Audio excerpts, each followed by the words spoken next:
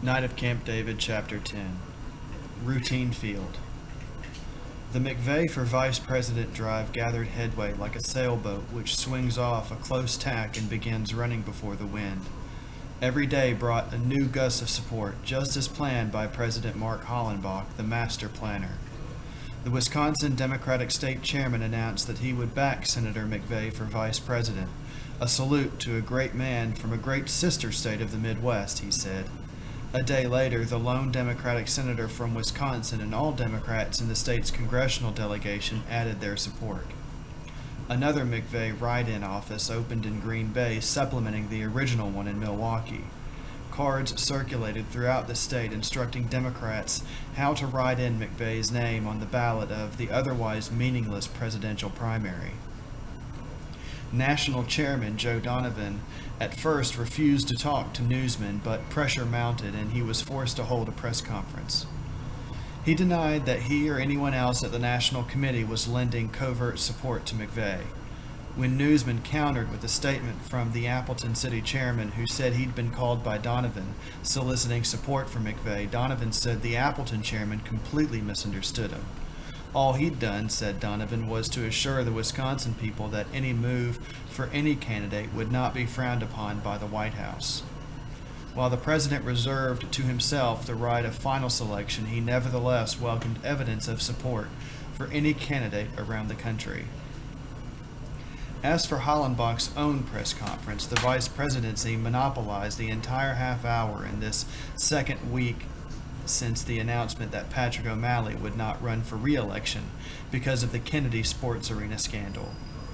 Hollenbach sparred deftly, declining to single out McVeigh for special praise and refusing to identify the 7 persons reputedly on his list of possibilities. Obviously savoring the gathering suspense, Hollenbach stated his position as of March, April, and May. I have, as I said, narrowed my own preferences to 7 persons, he said, but as a Democrat, I will always take counsel with my party. Therefore, I intend to listen carefully in the weeks ahead.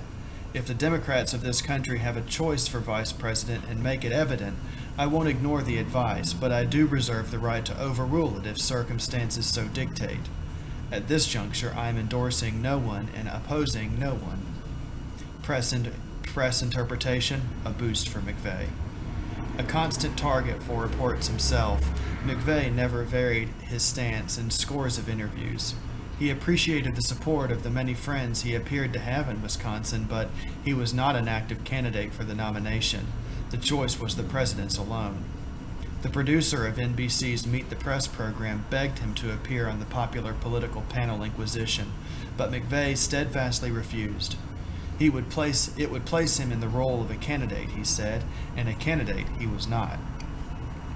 An article about his declination appeared in the Washington Post, and President Hollenbach phoned McVeigh as soon as he read the story, calling Jim away from the breakfast table. "You did exactly right, Jim," said Hollenbach. His heartiness at 8 in the morning was dismaying. "You don't need the exposure of a national TV show. Things are off to a booming start as it is. I'm very pleased with the way things are going." "Thanks, Mr. President," Jim answered. "But I must say I don't like this dissembling. I don't like to twist the truth." "But you're not tampering with the truth," Hollenbach chided. "Have you been nominated for vice president?" "No, sir, I haven't." "Neither have you been selected finally by me. I told you that as of now you're my preference and that we need to build you up, and that's exactly what we're doing, Jim." The president was toying with him. Lord, how he enjoys this cat and mouse game, thought McVeigh. "I realize that, Mr. President, but it's difficult to pretend that I'm not receiving White House support." This part is just mechanics, Jim. You let me worry about it. What I want you to do is to begin giving some serious consideration to the grand concept. The president's voice took on a lilt and eagerness. "We're going to need another good long talk about that soon. Some new ideas are percolating that I want to try out on you." "Yes, sir," Jim said. "I'm anxious to hear them." The phone call cranked the layer of normality which had formed like a crust over Jim's profound misgivings. For several days he'd felt remarkably like his old self. The excitement of the political maneuvering, the parry and thrust at sessions with the press, the phone calls from wondering politicians around the country, the ballooning requests for speeches, some with quite fancy fees, all combined him to make him forget his suspicions. The ugly thought which led him to Grissom's sleek offices in the World Center building had been smothered by the bustle of activity, the clamoring reporters, the telephones which jangled far into the night. The flurry and bounce of a campaign year clattered about him, and Jim felt almost normal again. He was too busy to reflect. But the president's phone call, with its pointed reference to the grand concept, plunged him into a quick, brooding depression. If Hollenbach's state was a temporary one, as Grissom had suggested, why this prolongation of the superunion fantasy? Life was not the same, after all. There was this other world, sinister, baffling, unreal, the shadowy world of Aspen Lodge and its banks of clicking computers recording every telephone call, its lurid spectacle of a consolidation of nations, and its petty, frightening rages against O'Malley, Davidge, and Spence, three good men who meant no harm. Jim left his McLean house absent-mindedly, forgetting the usual kiss for Martha and neglecting to pull down the garage door, a daily habit as ingrained as brushing his teeth. Driving his convertible over the George Washington Parkway, he turned the windows down. The sharp morning breeze, bearing the scent of budding springtime, whipped through the car and plucked at the fabric top. His doubts about Mark Hollenbach refused to drift away. They lay heavy on his mind again, shutting out the fragrance of this new day of late March. He felt obstructed and thwarted, as though penned by a slowly rising fence. Paul Grissom had been no help at all. Instead, the lawyer thought that McVeigh himself needed psychiatric aid. And that curious visit from Luther Smith. Why would a Secret Service agent question a United States senator? Unless... Could it be that Smith actually suspected that he, McVeigh, had harmful designs on the president? No, that was preposterous. Nobody could get such a wacky idea. Still, why the visit then? And why was he the only one who wondered about Mark Hollenbach? He'd asked around the hill, cautiously, probing with questions tucked innocently into the flow of conversation, but not a single person had indicated that he'd noted anything strange about the president's behavior. Were those nights at Camp David only a dream after all? Jim laughed derisively at himself. As an investigator, he'd make a good dump truck operator. About all that he'd accomplished so far was to make at least two people, Grissom and Smith, suspicious of Senator McVeigh. Glancing in the rear view mirror before making the loop to cross Memorial Bridge, McVeigh's eyes held a moment on the gray sedan behind him. It resembled 100 other cars, but something about it seemed vaguely familiar. He glanced again while curving around the Lincoln Memorial, and again when he turned onto Constitution Avenue. The gray sedan was still behind, driven by an apparently youngish man in a snap-brim felt hat. Of course, now he realized. He had seen that same automobile behind him a number of mornings recently, but until now the fact had failed to register. He could not see the driver's full face, but the outline of the head and features triggered his memory. Was he being followed? McVeigh turned left just beyond the old Navy building and drove beyond 17th Street toward Pennsylvania Avenue. He eyed the rearview mirror.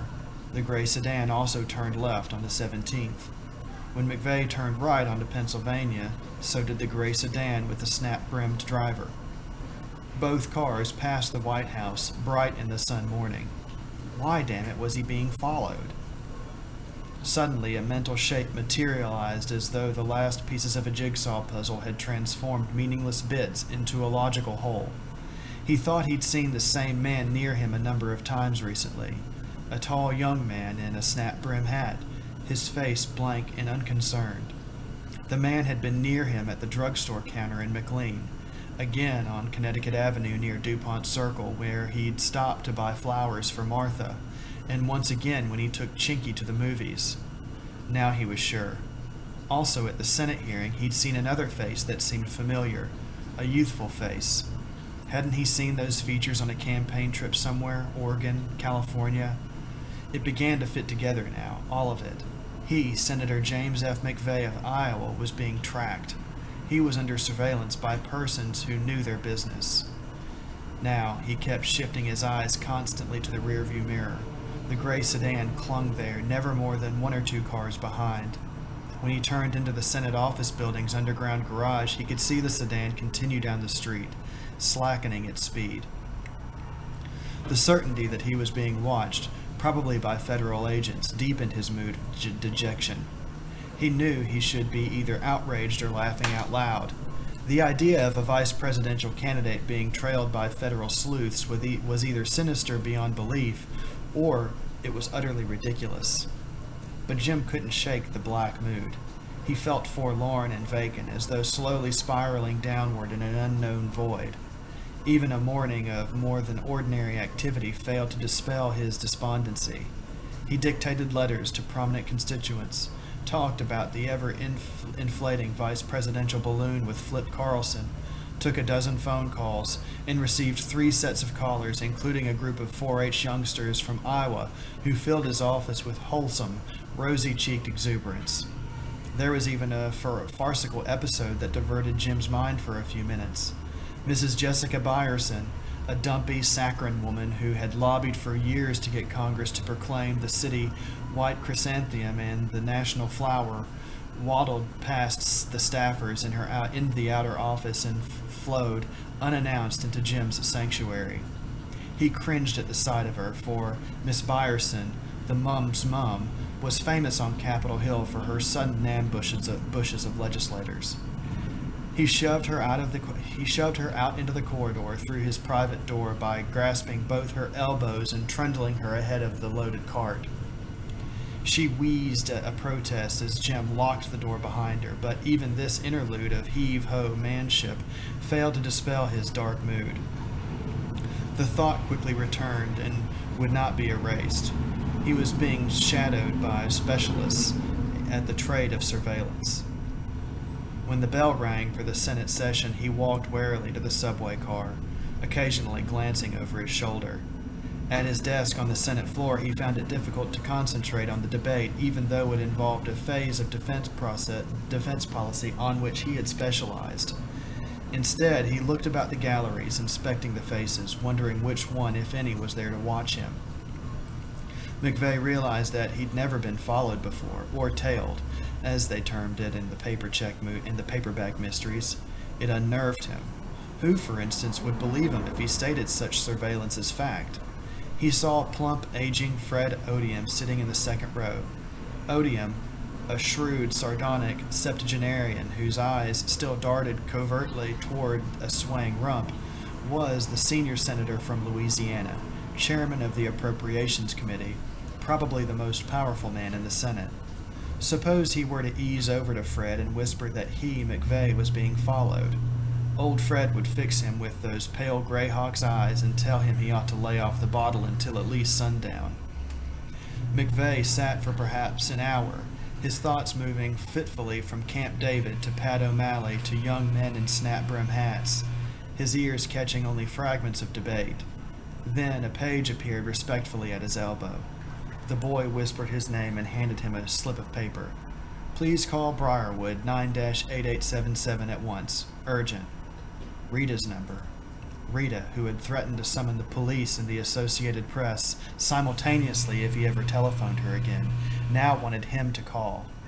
He walked from the chamber, avoiding the telephones in the Democratic cloakroom. Instead, he dialed from a payphone in the corridor.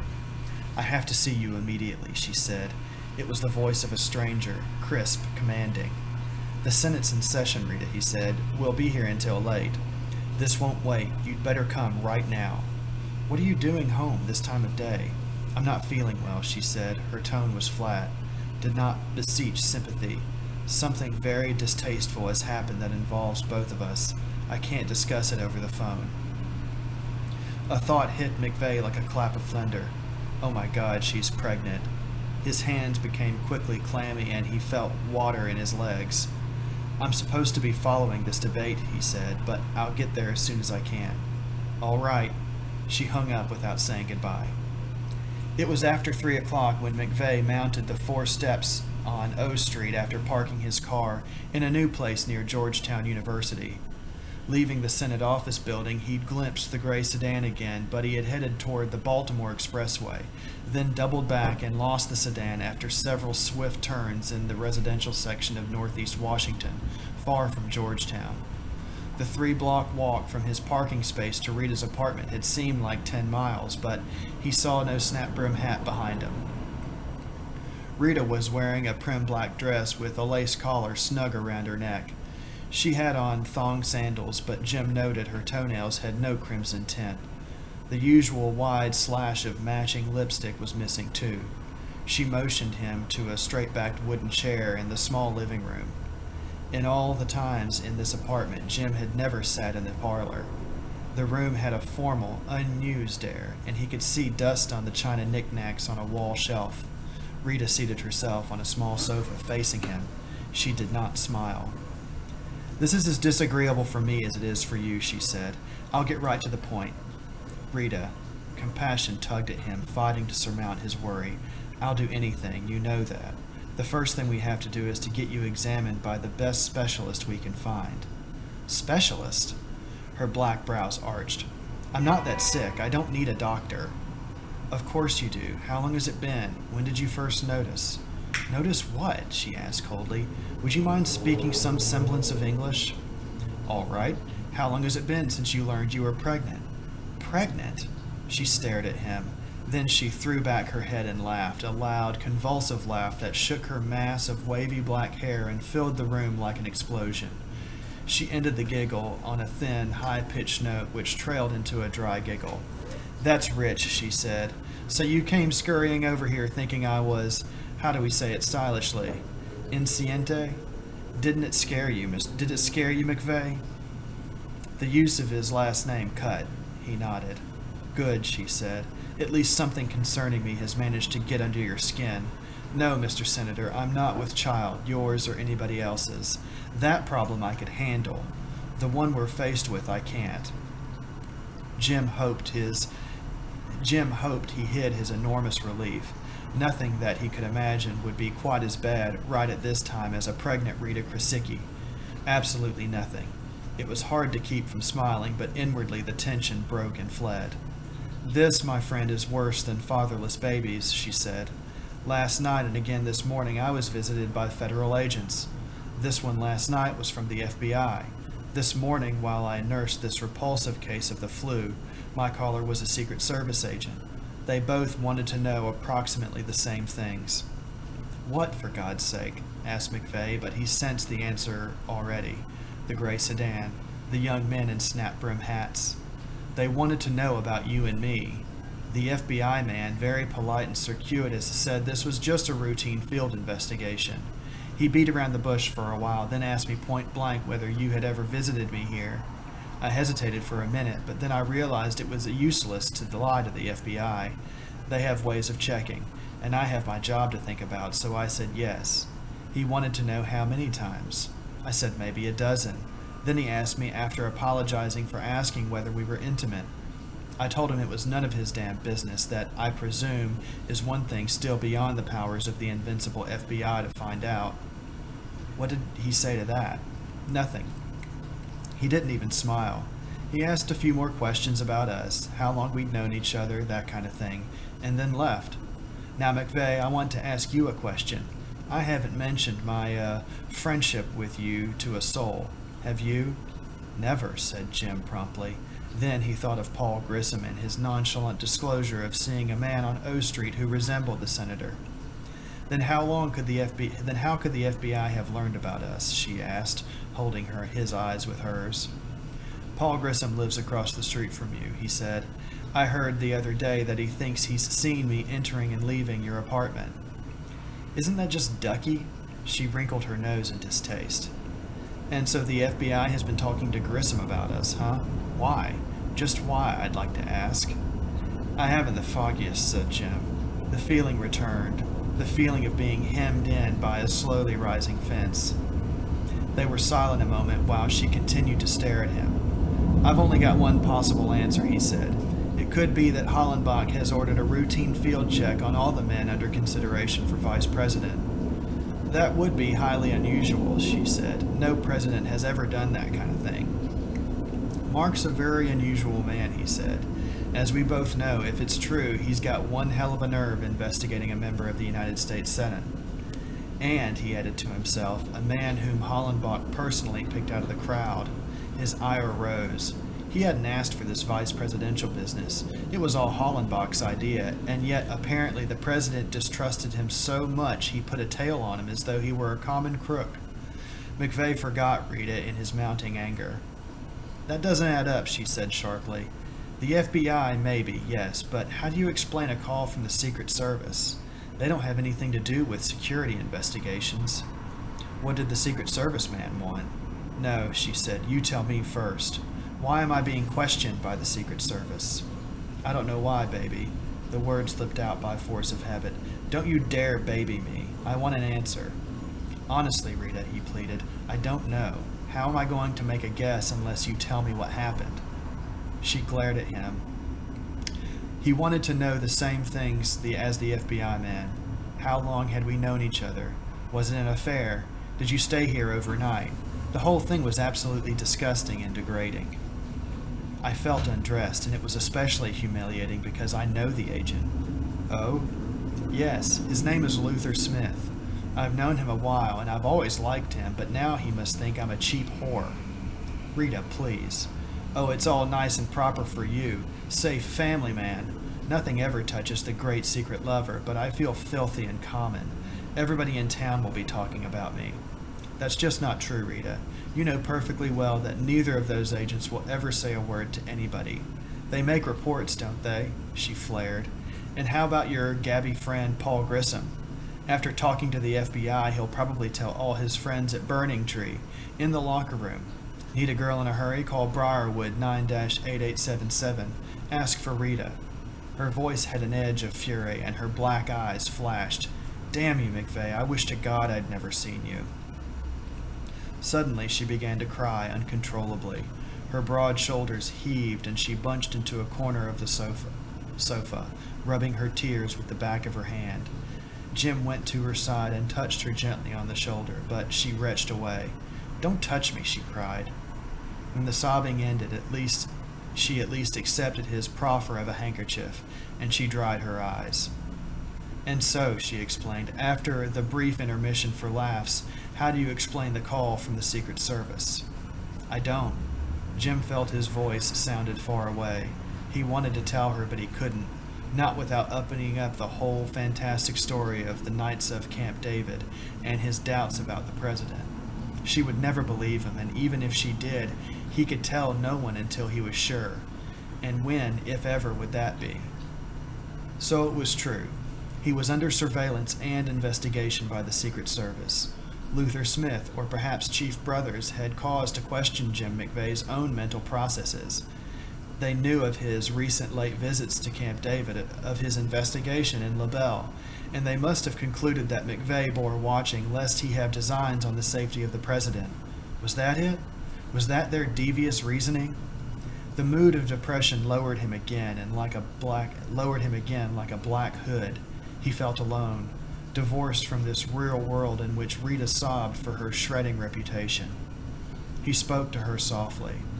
I don't know what this is all about, Rita. All I can say is that I'll do my best to find out, and when I do, I'll let you know. She stood up to face him. Her olive face, bare of lipstick and rouge, seemed worn. Her shoulders slumped. Jim pitied her, and he noted there was no pang of the old desire. Lust had eroded like a shining piece of metal too long exposed to the rains. She seemed another Rita, defenseless, shorn of the stubborn Krasicki confidence. Forgive me, Jim, she said. Our affair has always been more my doing than yours. I keep forgetting that it was I who called the last time. You didn't really want to come. No regrets, remember? Rita, don't worry about this thing. There has to be some simple explanation, and as soon as I know, I'll call you. She brushed the cleft of his chin with a quick kiss. Thanks, Jims. McVeigh walked down the 4 steps again, casting one hostile glance at the Grissom house across the street.